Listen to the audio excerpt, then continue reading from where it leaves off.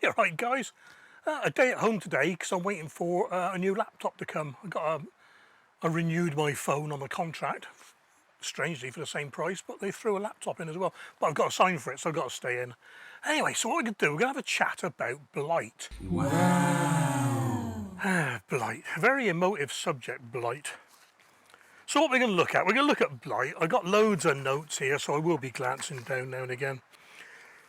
I've seen so many channels this year reporting Blight more than ever before. So we'll have a quick chat about it, what types of Blight there are, what plants they affect, prevention, cure, what to do with the foliage, etc. So let's get on with it, eh? And for this video, I'm just talking about Blight on potatoes, Blight on tomatoes. There are other types of Blight, and I will now quote from Wikipedia. Blight is a specific symptom affecting plants in response to an infection by a pathogenic organism. Got that word right. Causing rapid and complete chlorosis, browning, and then death of the plant tissues, such as leaves, stems, fruit, floral organs, and the fruit. Many diseases that primarily show this symptom are called blights, but I'm just going to focus on early blight and late blight affecting tomatoes and potatoes, like I said. Okay, early blight is caused by Alternaria solani and Alternaria alterna, I think it's called. Both exactly the same, cause the same damage, and they look the same, so it doesn't matter which is which, really, does it? They produce bullseye, target-shaped spots on the leaves, and these quickly join together into patches as the cell membranes break down because the pathogens eat in the plant tissue, and it just grows a little bit. Early blight can be told apart from late blight. Late blight tends to have a white growth under the leaf, under the patch, especially in warmer, damper weather, which is when the late blight tends to occur anyway. Early blight, it occurs on older leaves early in the year, early blight, and it is seldom fatal to the plant in the UK, although it is in America, especially the southern states, where it's warmer and more humid. It can be devastating there, just as bad as late blight for us over here. Early blight is very slowly getting a bit worse in the UK. I think it's since 2011, 2012, especially for commercial growers. But it can be kept at bay with keeping the nitrogen levels up and keeping the moisture up in the soil. Like I said, it's very rarely fatal to the plant, as the spots and the lesions, if you like to call them that, they develop on the older leaves and they tend not to spread to the other leaves. Again, totally different to what happens in the USA, where it spreads all over the plant. Now, many confuse early blight with Septoria leaf spot. Now, Septoria is even less damaging than early blight, so it's important to know the difference in the leaf damage, and I got a couple of photographs somewhere. I'll show you those. The Septoria spots on the leaves are easy to recognise because they're sort of circular and they got a light centre to them. Now, I've seen some gardeners, they've ripped their whole crops up because of Septoria. Totally unnecessary, really, because it is curable. Plenty of fungicides will cure leaf spot, even on edible crops, you know. Okay, late blight. It's caused by a disease-like organism, I got that word right again, Phytophthora infestans. It spreads rapidly through the foliage and tubers of potatoes, the foliage and stems of tomatoes, and the stems of potatoes as well, actually. In warm, wet weather, it just causes collapse and decay. It's the most serious and damaging of all diseases for potatoes, really. The first symptom of this blight is a rapidly spreading watery rot on the leaves. These soon collapse, shrivel and turn brown. And the other clue with the late blight, even though they don't usually appear together early and late, is the white fungal growth under the leaf. The blight travels through the leaves, down the stems, turning them black, into the tubers if we're talking about potatoes. On the tubers, it's sort of a reddish brown decay at first, firm, but it soon turns squidgy as the blighted tissues succumb to other bacteria. Now, the problem of this is it may go unnoticed. More about that later. Late blight needs living tissue to survive, and it's carried over from year to year by infected seed, infected plants, old tubers left lying around, because they're still growing, by the way, The fungus passes up from the tuber, breaks onto the leaves and produces a mass of spores, and they spread to neighbouring plants, and so on and so on and so on, and we're back to square one. Now the problem with this is you may not have blight at the moment, but the spores are on the leaves, rain washes the spores onto the soil, splashes up and infects other parts of the plant. And the other thing as well is if it happens during close to harvest time, those spores on the foliage may fall onto your harvested tubers. You put them in storage, infected. Mentioned before, more susceptible in warm and humid weathers, and with late blight especially, alkali soil can be a bit of a problem. So potatoes like a bit of acidic soil. I tend to try to keep mine 5.5 to 5.7 pH.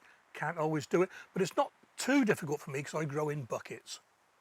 So there's a tip for you. Maybe that's one reason I don't get blight. You never know. Sheltered positions can be bad as well. Wooded areas or misty areas, because it's just naturally more humid, more moisture in the air. So I guess we ought to talk about what we can do to help ourselves. Well, the first thing to do is to know when it's coming. And back in the mid-1900s, a thing called the Smith period was created. Now this took into account humidity and temperature. And what this was defined as was 2 consecutive days when on each day it was over 10 degrees C for the whole day. And for both consecutive days, there was at least 11 hours of relative humidity of 90% or higher. So what's the good of knowing about it, I hear you ask? Well, don't forget, it was only 9 years ago, 2015, that Bordeaux mixture was banned in the UK. Bordeaux mixture was a liquid made up with copper sulfate and hydrated lime, and it was a cure as well as a preventative. You sprayed it on the leaves turned a very, very, very pale blue colour, and it just killed the spores on contact and it didn't grow. Organic isn't always best, because Bordeaux mixture was organic, and it's only banned, even though it was non-retentive in the soil, didn't do any soil damage whatsoever. There was worry, and I say worry, about harming earthworms, and there was a little bit of evidence of, on commercial scales, it was getting into waterways. How that applies to me, I don't know, but I'm nowhere near. It doesn't matter. It doesn't matter. It's banned. Not supposed to use it, even though you can buy kits on Amazon to make it yourself. Didn't say that. But blight changed, and in 2017 they decided that the Smith period was no longer reliable. So a new one was devised. It's called the Hutton period. Basically the same. 2 consecutive days where the temperature is over 10 degrees Celsius, and in those same 2 days the relative humidity is 90% or higher for 6 hours. So we've dropped by 3 hours. So we're narrowing the band of the prediction, we're making it tighter, so spray when it's tighter. Because don't forget, commercial growers do have alternative means to spray that we don't. But we're getting on to that in a minute.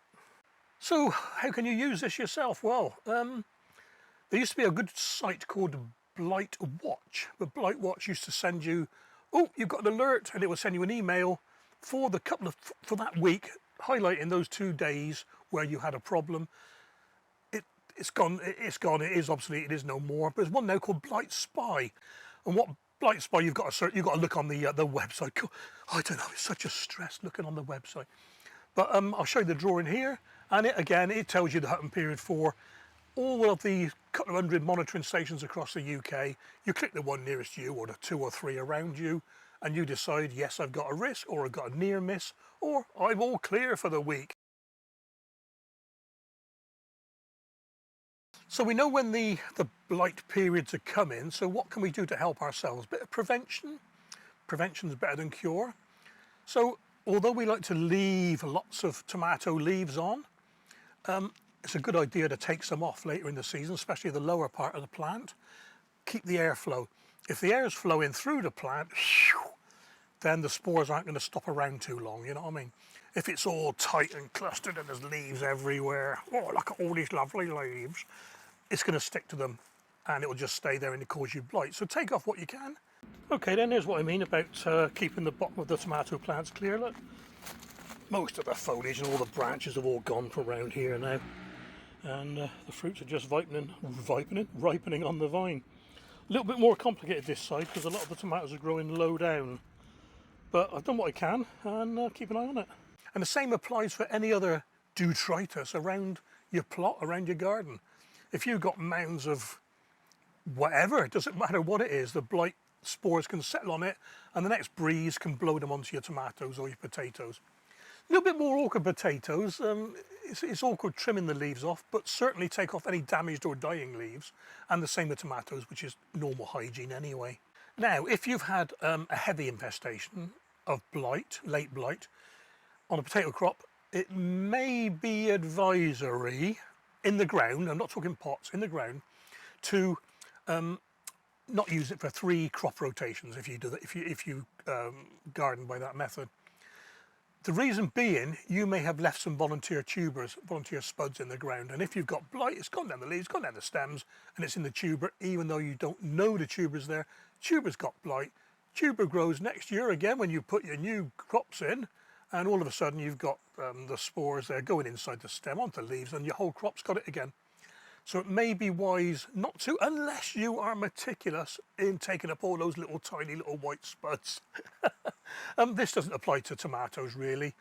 Just don't leave dead fruit or the old fruits lying around on the floor, because they can be live, they can be living over winter, especially if it's a mild winter, and they'll grow again next year. So again, it's husbandry, it's hygiene. Clear your crops and you can grow them again in the same place. Another tip for prevention, any time with, well, most crops really, but any time with potatoes, tomatoes, during a blight period, is water from below. Don't water the foliage, that's what I mean. Water at soil level, but don't spray the leaves. The leaves stay wet and the spores stick to them. And on that note, water in the morning, so if any leaves do get a little bit wet, they dry out before the evening. So they're wet for less time. Not much chance of leaves drying out overnight. But I'm sorry, I've got no influence over that man up there to stop the rain, so occasionally you will get wet leaves. Oh dear. It's always a good idea to cut the foliage off your potatoes a few weeks before you lift them. It hardens the skins for a start.